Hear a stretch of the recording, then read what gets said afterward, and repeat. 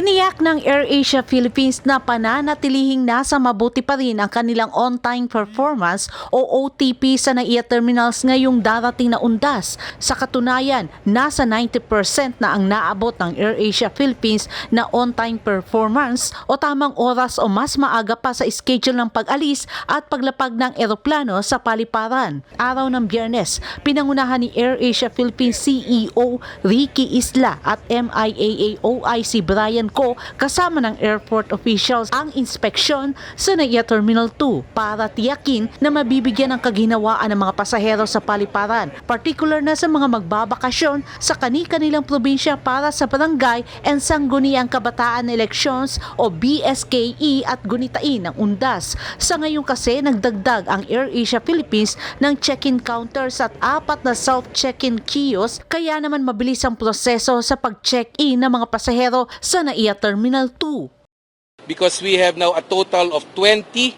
check-ins, mabilis, check-in counters, and 4 computerized kiosk, self-check-in. Because of that, wala pong pila.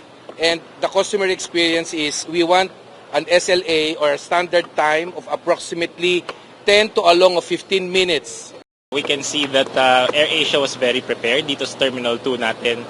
And we can see that we're already in the peak season. Diba? We're projecting talaga that starting today, we will expect a surge of passengers. In fact, based on the forward booking, nakikita natin 8 to 10% increase.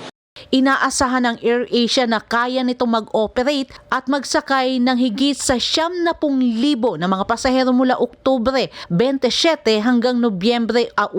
Ito ay 8% na mas mataas ngayon kumpara sa nakaraang taon sa parehong petsa na nag-a-average ng 90 to 90% passenger load. Gayunpaman, tiniyak ng AirAsia Philippines na walang overbooking na mangyayari sa kasagsagan ng mga pasaherong uuwi o magbabakasyon sa kani-kanilang probinsya.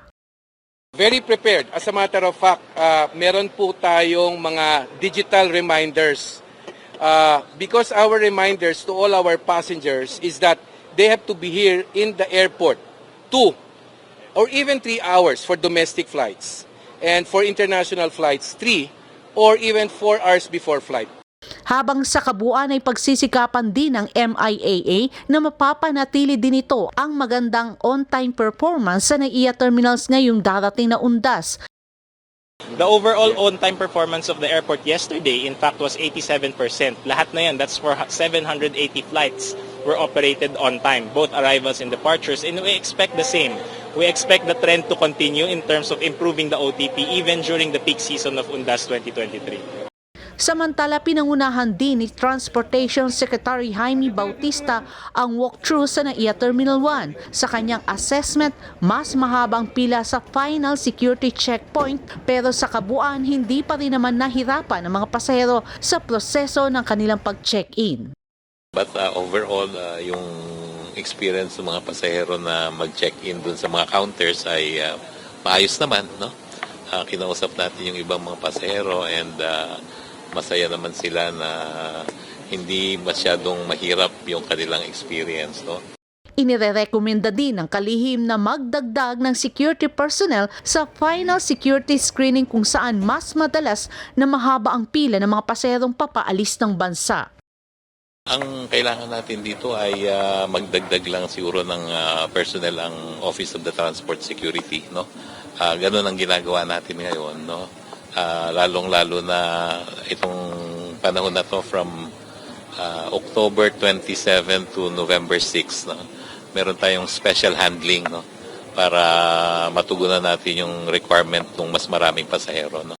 Para sa Diyos at sa Pilipinas kong mahal, Cherry Light, SMNA News.